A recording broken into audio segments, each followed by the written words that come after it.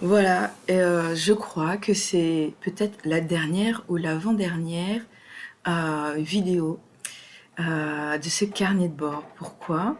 Parce que ma guidance est en train de me dire que c'est bon, mon séjour pour cette fois en Égypte est terminé. Et alors du coup, ça fait quelques jours, 2 ou 3 jours, et j'étais un petit peu en conflit parce que entre mon petit mental et mon ego qui a envie de rester ici parce que j'ai prévu de rester normalement jusqu'à début juin et parce que j'ai pas encore visité tous les sites importants qu'il y a à visiter. Mais ma guidance est absolument très très claire sur ok, c'est bon, c'est fini. Et effectivement, c'est comme si je suis venue en Égypte pour poser le voyage stellaire parce qu'il reste une vidéo à faire. Donc c'est comme si, voilà, on arrive à la fin et que du coup, voilà, moi je vais pouvoir être sur les starting blocks pour, pour la suite des aventures qui va, si je trouve le temps, m'emmener au Portugal. Il faut que j'aille à Fatima. Et voilà, donc la vie est toujours pleine de surprises. Et je vous le partage parce que du coup, c'est voilà, comment vivre avec le flow, comment être fluide. Moi, c'est vraiment un apprentissage. La vie m'emmène là-dessus, d'être vraiment complètement dans le flow. Donc, j'ai une vie qui me permet de le faire, effectivement. Mais je pense que cette notion-là, même dans un quotidien, avec une maison, un boulot, je pense aussi que voilà, cette intuition-là, en tout cas cette fluidité par rapport à l'accueil des changements qui peuvent être rapides, c'est quelque chose que vous pouvez faire aussi. Écouter cette voix-là, c'est la meilleure voie pour vous écouter et faire les choses qui sont justes pour vous, vraiment d'écouter la voix de l'intuition, quoi. Donc voilà, j'ai mis 2 3 jours et il s'est passé des choses à l'extérieur un petit peu challengeantes aussi. J'ai dû quitter la guest house où j'étais parce que la personne s'est comportée de manière que je considère pas du tout adéquate. Euh, voilà, et c'était ce petit côté. Bon ben maintenant c'est bon, c'est bon, et ça m'a dit très clairement, c'est bon, t'es resté assez longtemps à Philae, t'es pas obligé d'écrire tout le livre à Philae, c'était juste pour le démarrer. Il va falloir que je continue, il va falloir que je sois assidue par rapport à ça, pour savoir comment vous transmettre tout ce que j'ai déjà reçu à Philae, et pas le transmettre que de manière vibratoire comme je le fais d'habitude, c'est-à-dire vraiment juste sans utiliser des mots réels. Bien que peut-être que voilà, il y aura un petit programme Philae prêtresse que vibratoire aussi en parallèle du livre quand j'arriverai à prendre le temps de le terminer. Je manque toujours de temps, les journées passent tellement vite, j'ai tellement de projets. Voilà. Donc, donc j'arrive à la fin, voilà, du voyage stellaire. Ce qui se pose pour moi personnellement dans le travail, euh, c'est vraiment de poser les bases et les fondations. Je suis en train de fignoler le site internet de l'Université de l'Invisible. Je suis en train de passer l'initiation du triangle d'or d'Isis en ligne parce que depuis que je suis passée à Philae, j'ai eu plein de demandes. Il y a plein de gens qui m'ont écrit pour me demander ce qu'on peut le faire en autonomie. Donc du coup, je vais le faire, même si je vais continuer aussi en présentiel, parce que je sais que ça ne conviendra pas forcément à tout le monde. Donc je vais le faire en autonomie. Donc il y a juste tout est prêt, il y a juste la mise en forme à faire. J'avais besoin de le poser aussi en étant juste à côté de vraiment collé à Philae. Et le temple Philae, le temple d'Isis, bien sûr. Et voilà, donc il y a une notion de base et de fondation pour moi qui est en train de se poser dans mon travail. Euh, voilà, et c'est intéressant, poser les bases de l'université de l'invisible, commencer les enseignements. Ce projet-là, il est là en moi depuis très très longtemps, il avait du mal à se poser.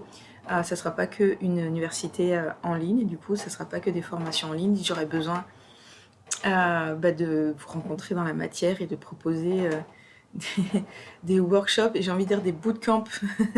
J'ai envie d'appeler ça soit des kermesses, ce serait la kermesse de l'Université de l'Invisible, ou des bootcamps Université de l'Invisible où vraiment on bosse, on travaille, on apprend, mais dans la matière du coup. C'est peut-être beaucoup plus l'été. Et j'ai très très très envie de bosser avec les adolescents. J'adore. Euh, les adolescents me manquent. Les adolescents, si toi tu es adolescent que tu regardes, vous me manquez. Et voilà, comme j'étais prof avant, collège et lycée, Je suis en manque d'adolescents. Je fais pas partie de ces profs qui passent leur temps à... Enfin, je ne faisais pas partie de ces profs qui faisaient passer leur temps à râler après les élèves. Non, moi j'adore l'adolescent, je trouve que c'est un super passage, c'est très drôle aussi. Et voilà, j'adore cette période de la vie, voir les humains grandir, se construire, poser leurs bases pour la vie prochaine. Et voilà, c'est quelque chose que j'adore. Donc voilà, donc c'est... Donc j'ai encore rien prévu, mais je sais qu'il va falloir que je parte avant la date prévue. Donc je croise les doigts pour que le billet ce soit possible, charger mon billet d'avion, mais je pense que je suis confiante. Je sais que quand ma guidance est là, que tout est fluide derrière, il n'y a aucun souci par rapport à ça. Et voilà, donc du coup, d'un point de vue personnel, c'est toujours... c'est à la fois personnel et à la fois professionnel. Euh, J'avance dans mon chemin de guérison, du coup, par rapport à endométriose fibrome qui est là. Euh, j'ai des libérations et infertilité, pardon. Je suis venue en Égypte avec en tête cette question de l'infertilité parce que j'ai vu des spécialistes de l'infertilité ou de la fertilité juste avant de venir en Égypte. Et c'est très douloureux et c'est très compliqué. Moi, je suis enfin capable de parler du fait que je sois techniquement, selon les médecins, infertile sans pleurer. Mais les dernières années, je faisais que de pleurer non-stop. Du coup, vraiment, dès qu'on m'en parlait, et quand je dis pleurer non-stop, c'est pleurer non-stop pendant plusieurs jours d'affilée sans pouvoir m'arrêter. Hein. C'est vraiment torrent de larmes, quoi. Et qui ne m'appartient pas qu'à moi, bien entendu. Et voilà, j'ai besoin de dire que j'honore ma lignée aussi quand je dis ça. Et ma lignée de femme. Et du coup, j'ai voilà, des déblocages qui sont en train de s'opérer dans mon corps physique et mes corps énergétiques. Je suis pas guérie, mais je sens que voilà, c'est en train de bouger et de travailler très très fort. Et notamment en étant passée sur certains lieux dédiés à la fertilité, du coup ici en Égypte. Et ce qui se pose en parallèle pour le travail, qui va peut-être plus vous intéresser, euh, je ressens une autorisation personnelle à pouvoir transmettre et à pouvoir parler de sexualité, de transmettre par rapport à ça. Parce que jusqu'ici, comme moi j'ai ce parcours-là d'avoir connu l'inceste, ça donne que moi j'ai beaucoup de peur par rapport aux hommes et par rapport à l'abus encore, parce que une fois adulte, une fois sortie de mon cocon familial, je vais pas dire cocon pour... une fois sortie de cette famille, voilà, j'ai aussi connu d'autres abus, pas forcément physiques, mais voilà, abus répétés d'un point de vue psychique et émotionnel, notamment avec mes ex-compagnons. Et là, je vais mettre compagnon aussi. Et du coup, c'est vrai que je me sentais à la fois apeurée jusqu'ici, apeurée si je partage par exemple des vidéos sur YouTube où je parle de sexualité très concrètement, parce que si ça s'est déjà passé avec du harcèlement de la part de mon voisin de cabinet, voilà, qui a commencé à me harceler quand j'étais à La Roche-sur-Yon. Et mais voilà, j'ai plus envie d'avoir peur. Je sens qu'il y a quelque chose qui a bougé en moi qui me permet de pouvoir dire les choses plus concrètement. Parce que c'est vrai que dans mon travail, c'est quelque chose de fait. Je n'en parle pas publiquement parce que voilà, je sais qu'il peut y avoir des réactions bizarres, etc. Donc ce sont mes peurs, très clairement. Les peurs issues de mon vécu. Mais c'est vrai que dans les cercles de femmes, moi j'adore les cercles de femmes où on fait que parler de sexualité. Et aussi... et les stages dragon, ils sont parfois, pas toujours, mais parfois ils sont vraiment très orientés Kundalini sur certains stages dragon que je fais. Euh, et je me rappelle le stage dragon que j'ai fait à Paris, le dernier que j'ai fait à Paris. On est à côté de l'église Saint-Michel, c'est juste à côté, c'est quartier métro Père-Lachaise, on est dans ce quartier-là. La salle Huma que j'aimais beaucoup mais qui a fermé. Et, et du coup, il y avait une femme qui avait fait quasiment tous les stages de tantrisme de France et qui se préparait elle-même à transmettre le tantrisme, à être vraiment, c'était une tantrika vraiment expérimentée et qui m'a dit, bah, j'ai jamais eu de montée de Kundalini aussi forte ou j'ai jamais fait de stage de tantrisme aussi fort que le stage dragon. Du coup, elle savait pas trop pourquoi elle était venue à mon stage dragon et en fait, dans ce stage dragon, il n'y avait que des femmes et en fait, on a été en feu vraiment, moi aussi, hein, parce que du coup, quand je guide, je traverse aussi par l'énergie et du coup, c'était un stage dragon tantrique très très intéressant. Et voilà, donc du coup, moi, je sens que je vais pouvoir commencer à partager, donc c'est toujours il me faut du temps, il faut que je le prenne, mette en forme. J'ai très envie de partager la sexualité avec les adolescents parce qu'ils sont formés principalement à l'heure actuelle par le porno, et le porno, j'ai envie de dire c'est mal, parce que le porno à l'heure actuelle présente des situations de viol en fait. Dans la réalité, souvent les femmes elles sont violées. Il y a des cas en ce moment, les actrices du porno sont en train de... Il y a un MeToo dans le milieu du porno chez les femmes qui subissent ça. C'est de la violence, c'est de l'inceste aussi, parce que souvent, si vous regardez, il y a un gros problème. C'est plein de préjugés sur les beurettes, sur les blacks, sur les asiates. Ça ne va pas du tout le porno, vraiment, ça ne va pas du tout. Et si je peux contribuer d'une certaine manière, quand j'aurai le temps de poser ça, de proposer une autre approche de la sexualité aux jeunes, parce qu'ils se posent 1 milliard de questions, ils sont curieux, ils ont envie de savoir, mais de leur apporter quelque chose qui soit sain et qui soit connecté à l'amour et au cœur, et pas, voilà, on peut, voilà, qui soit pas non pas que je veux parler de cette notion de culpabilité, mais voilà, emmener la sexualité en étant pleinement entier dans la rencontre, ça ouvre des portes complètement différentes, des orgasmes complètement différents, et en même temps aussi on s'en fout de l'orgasme parce qu'il y a des connexions qui dépassent complètement la notion d'orgasme aussi, voilà. Donc je sens que voilà, moi il y a quelque chose qui s'est débloqué par rapport à ça, où je vais pouvoir le partager. Du coup j'ai envie de poser une retraite pour les femmes dans l'été, on va voir si je peux le faire. Tout est un peu dernière minute pour moi, mais bon voilà, on va voir. J'ai envie de poser ça, poser le fait que on n'a pas pour apprendre la sexualité, pour se reconnecter avec son corps, on n'a pas besoin d'aller toucher un autre, en fait, vraiment. Les activations énergétiques, l'activation sexualité, la kundalini, travailler sur tout ça, ça peut être fait vraiment sans avoir besoin d'exercice, sans avoir besoin d'autrui, vraiment. Ça, c'est quelque chose qui m'habite énormément, depuis que je fais ce travail-là. Donc ces thématiques-là de sexualité, elles sont hyper présentes depuis que, voilà, même si j'en parle pas ouvertement, parce que travailler avec le triangle d'or d'Isis, moi, ma spécialité, c'est le bassin, hein, c'est chez les hommes, chez les femmes, chez tout le monde. C'est activer cette énergie-là chez les gens et les connecter à la sensibilité, c'est-à-dire retrouver tous les sens. À la fois aussi parce que je suis hypersensible, même si j'ai vécu l'inceste dans l'enfance, j'ai jamais été complètement dissociée. Je me l'explique pas forcément, j'en ai beaucoup discuté avec les psys qui m'ont accompagnée. Je me dis pourquoi je suis pas bloquée sur la sexualité, pourquoi je suis pas bloquée dans ma sensibilité, parce que c'est des mécanismes de défense qui peuvent se mettre en place quand on a vécu ce que j'ai vécu. Et moi je l'ai pas. Et du coup j'ai cette ressource-là d'être connectée aux akashas, d'être connectée à mes vies antérieures. Je sais naturellement, j'ai mes savoirs de vie antérieure, voilà, je sais que on passait par la danse. L'enseignement de la sexualité n'avait pas besoin d'être forcément nommé dans les temps anciens.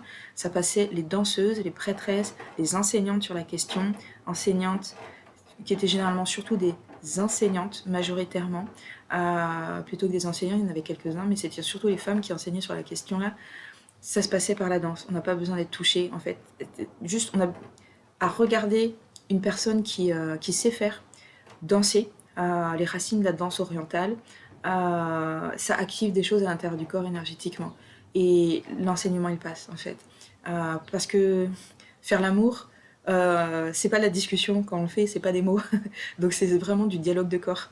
Donc, qui peut commencer vraiment bien avant le toucher, parce que la construction de l'intimité, la construction du lien énergétique, la construction de la relation, c'est vraiment en amont, c'est vraiment en amont du toucher, et ça doit se construire comme ça, et c'est beaucoup plus juste, et on switch toutes les notions de consentement si on a fait attention à bien tout ressentir en avant, parce qu'on sait et on sent en fait, on n'est pas juste en train de prendre. Voilà, donc je suis en train de me rendre compte que j'ai plein de choses à dire sur la question, c'est en train de jaillir un petit peu de manière bordélique là, mais du coup voilà, moi c'est ce qui se pose pour moi, c'est une autorisation à la fois quelque chose qui s'est débloqué dans ma peur. J'ai eu plusieurs aussi voyager seule en tant que femme en Égypte, ce n'est pas facile. Ce n'est pas le pays le plus facile de la terre, soyons très clairs, parce que Même si la drague, je la connais très bien, j'ai habité une année au Burkina Faso, les mecs sont extrêmement dragueurs. Ici, c'est beaucoup plus gênant la manière dont les hommes rentrent dedans et sont dragueurs. Et font des propositions et ouais, c'est très intrusif, ils sont très intrusifs, ils sont très rentre-dedans. C'est agressif pour moi au niveau énergétique. Je me suis posé la question, mais pourquoi il y a tant d'agressivité dans ce pays? J'ai posé la question à des gens avec qui où je sentais que je pouvais ouvrir ce questionnement-là, et je ne sais pas, je n'ai pas la réponse. Je ne sais pas quelle tension sociale il y a dans la société qui fait que c'est comme ça. Le seul autre pays, dans tous les voyages que j'ai fait, que je connais, qui peut parfois être comme ça, c'est en Inde. Voilà, avec toute cette notion par rapport à la femme. Je peux pas parler de l'Égypte parce que vraiment, je suis là depuis 2 mois et je suis à la surface des choses. Je peux vraiment pas en parler de manière concrète, mais ça m'interroge. Je suis curieuse, j'ai envie de comprendre. Euh, Pas seulement juger et dire voilà, c'est un pays challengeant. Il y a une forme d'agressivité dans les relations qui est présente en permanence au Caire parce que voilà, c'est une ville immense. Il y a la misère aussi, mais la misère n'explique pas tout parce que moi j'ai vécu dans des pays où il est encore plus miséreux qu'ici et les gens n'ont pas cette agressivité-là. Euh, donc ça m'a beaucoup interrogée et j'ai été confrontée à devoir vraiment poser mes limites par rapport à des hommes. Euh, on s'est retrouvé avec Priscilla, quand Priscilla était là, on s'est retrouvé à devoir guider des hommes, c'était très marrant. Ils n'étaient pas confortables, et on sentait que ça les chiffonnait un petit peu, ça les enquiquinait, sauf qu'ils étaient paumés et que nous on avait besoin d'avancer. C'était marrant. Donc il y a eu cette notion où je me suis retrouvée à devoir guider, expliquer aux hommes, et avant, voilà, depuis que j'ai aussi cet appel à poser des cercles d'hommes en tant que femme. Voilà, je sais pas quand est-ce que je vais trouver le temps de tout faire.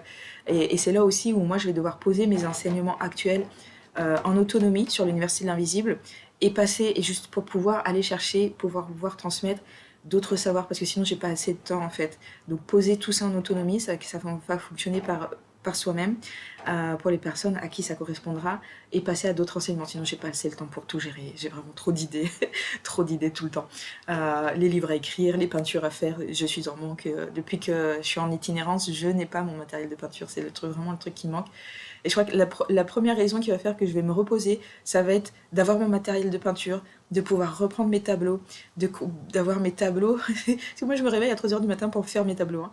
Et enfin, bref, quand ça vient, quoi. J'ai besoin d'avoir l'espace déjà posé. Hein, c'est pas pratique quand on est en voyage. Et la deuxième chose, c'est j'adore la poterie aussi, c'est pareil. J'ai besoin de faire de la poterie. Et donc, faut être posé. C'est quand même mieux d'être posé pour pouvoir faire ça. Donc, soit j'achèterai un camping-car bien grand, bien aménagé, je peux me faire un coin peinture et poterie, soit il va falloir que je me pose un petit moment parce que le côté créatif, là, d'avoir le matériel me manque en voyage. Mais j'ai des petits trucs, mais c'est pas assez, c'est pas assez confortable pour moi. Et voilà, donc plein de projets. Ce voyage-là, il vient avec plein de projets. Du coup, comment moi j'ai évolué. Voilà, le voyage stellaire aussi, pareil, il va falloir que je le pose aussi pour qu'il puisse être accessible une fois que j'aurai terminé la dernière vidéo. Je dis un grand merci aux personnes qui ont suivi le voyage stellaire. Merci pour votre compréhension aussi parce que j'ai dû changer les dates. Je pensais poser tout en 21 jours et c'était pas possible, c'était trop dense énergétiquement. Donc ça s'est posé en 2 mois au final. Un grand merci si vous avez fait vos voyages stellaires et que vous me regardez parce que vraiment je vous ai eu en tête tout le temps en fait. Vous étiez vraiment avec moi. Peut-être que je l'ai pas assez partagé. Et voilà, je ressens plein d'amour pour vous. Vraiment, là, c'est vraiment le cœur qui parle. Euh, j'ai eu l'impression de me sentir soutenue aussi par vous parce que le processus était fort et quand vous m'avez dit oui, il n'y a pas de souci si c'est pas en 21 jours et qu'il y a des délais d'attente pour avoir toutes les vidéos. Voilà, je vous ai trouvé géniaux, vos commentaires, c'était génial. Voilà, j'ai envie de dire merci aux personnes qui, jusqu'ici, ont suivi le voyage stellaire et je dis merci aussi aux prochaines personnes qui le suivront aussi également dans le futur parce que je sais que je l'ai posé en conscience en sachant que voilà, il y a les personnes inscrites, il y a les personnes qui allaient le prendre en cours de route et il y a les personnes qui le regarderont aussi plus tard. Voilà, voilà, j'ai un sentiment de faim et de tristesse parce que je pensais explorer plus. Je sais que je reviendrai, mais j'ai de la nostalgie parce que je sens que voilà, le voyage stellaire il touche à sa fin en même temps que mon séjour là en Égypte. Et c'était dense, ça n'a pas été tous les jours facile. J'ai eu une énorme grippe, j'ai eu pas mal d'effets détox. Voilà, j'ai eu des choses un peu compliquées. Moi, mes dernières menstruations ont été très dures.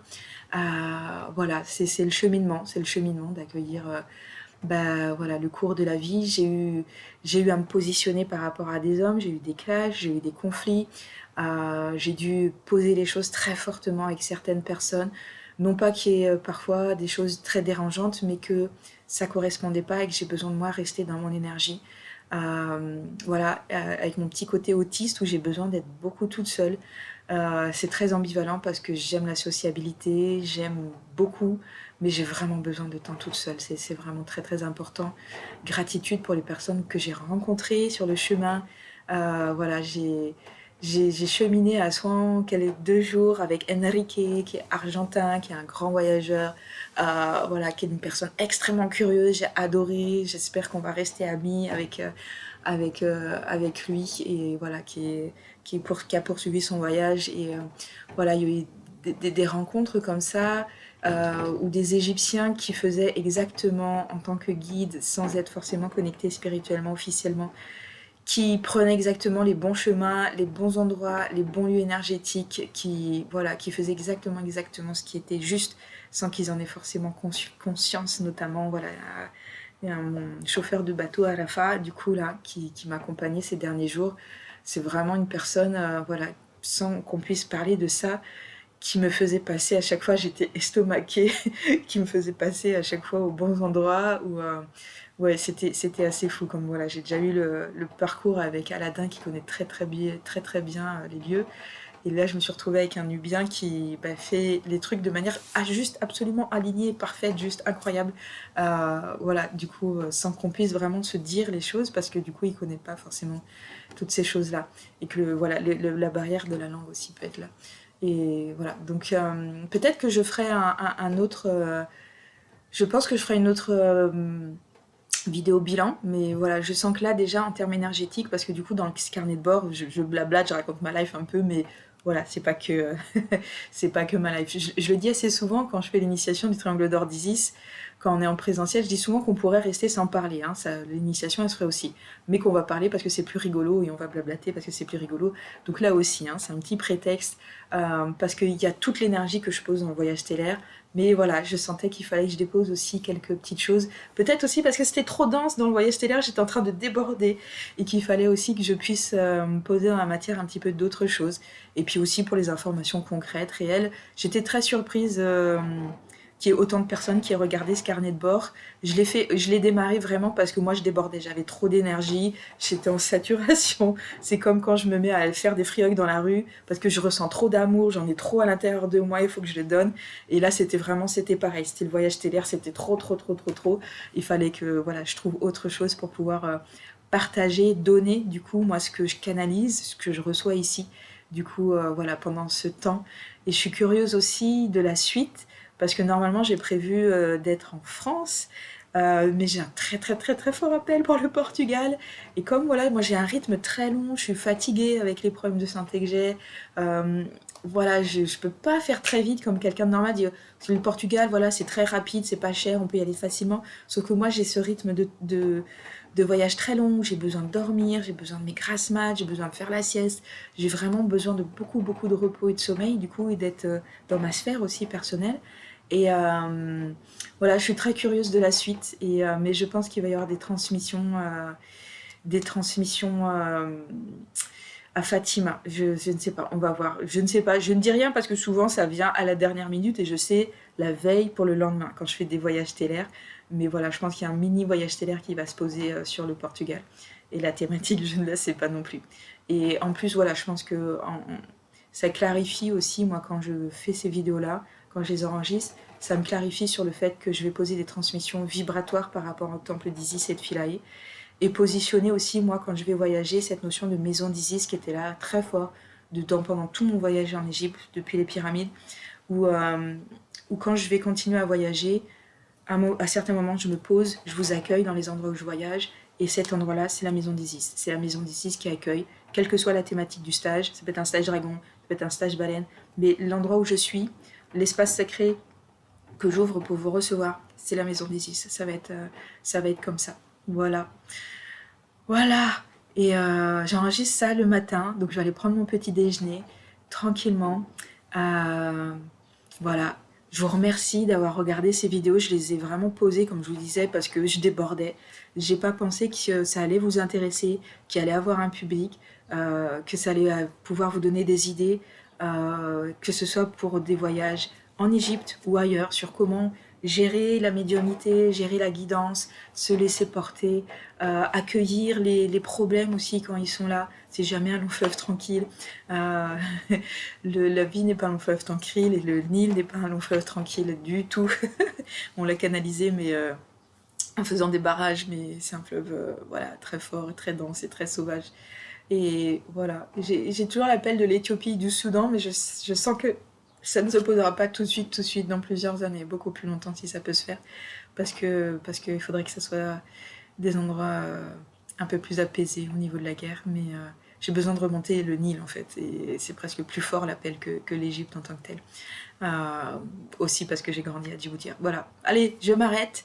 Je pense que je ferai une vidéo avant de quitter l'Égypte.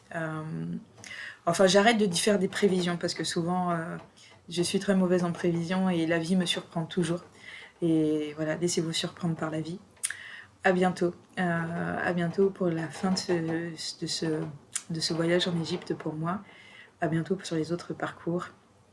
Bon visionnage des autres vidéos si ça vous parle, si ça vous intéresse. Si la manière de transcrire, je le fais avec mon cœur, je le fais vraiment. Moi, ce qui m'importe le plus, c'est d'être un humain authentique. C'est pas d'être riche, c'est pas de monter le Kilimanjaro, de faire des trucs fous dans ma vie. Moi, ce qui m'intéresse, c'est d'être authentique avec moi-même et de pouvoir vivre qui je suis. C'est ce qui m'intéresse dans la vie et dans ma transmission, dans tout ce que je fais. J'essaye de le faire de manière authentique. Je suis pas parfaite. Je fais des conneries comme tout le monde. Je me raconte des salades aussi comme tout le monde. Hein. On a tous ça. Mais voilà, en tout cas, ma démarche et mon objectif de vie, vraiment, c'est d'être moi-même et d'être authentique. Parce que du coup, ça amène la plus grande des libertés. Juste quand on est connecté à soi-même, c'est la plus grande des libertés. Et moi, la liberté, je la cherche pas dans l'extérieur. On vit pas une période de très grande liberté dans le monde réel, concret et matériel, mais quand on est libre dans sa tête, ça marche en fait. Et pour moi, être libre, pour moi, c'est être moi-même et m'autoriser à être complètement moi-même. Et ça m'apporte un très grande sensation de liberté. Voilà, si ça peut vous aider, si ça peut vous donner des clés pour vous-même, voilà, j'en serais ravie. Je vous embrasse, bisous.